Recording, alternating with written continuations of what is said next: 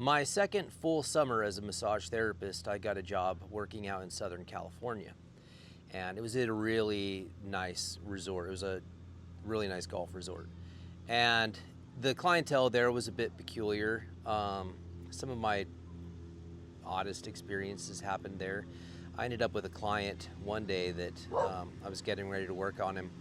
And beforehand, 3 other massage therapists came up to me and said, "Hey, I see that you're going to be working on, we'll call him Bruno.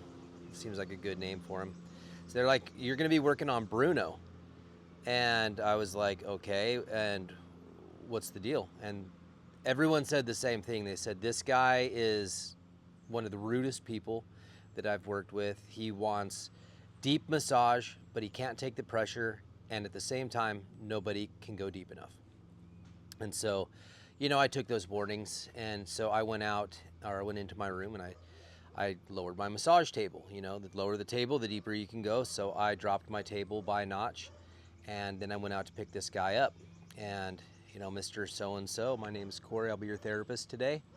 And he looked me up and down. He did like one of these. He's like, "Are you ready for my massage?"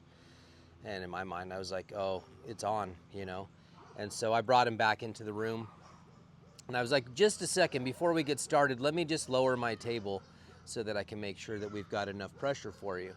So I dropped my table again. So now I'm about 2 inches lower than I normally work with.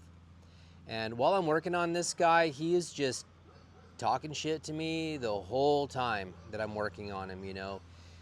Definitely this guy was in the mafia.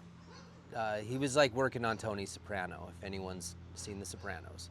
And so he was a lot like Tony Soprano. And at one point, I started to think like maybe this guy's he's just talking smack and he doesn't really mean it. And so I just started giving it back to him, and he was like, "I will kill you and your whole entire family." And I looked this guy right in the eyes and I said, "My grandma can take more pressure than you can. I just don't think you've got it in you."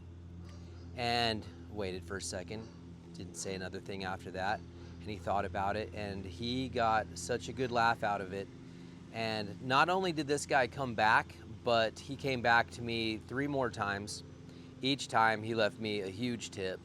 And the moral that I figured out to this story was just that sometimes you've just got to match your client's energy. If they give it to you, sometimes you've got to give it back. Sometimes you've got to take it. This is one of those times where I gave it back and I benefited for it.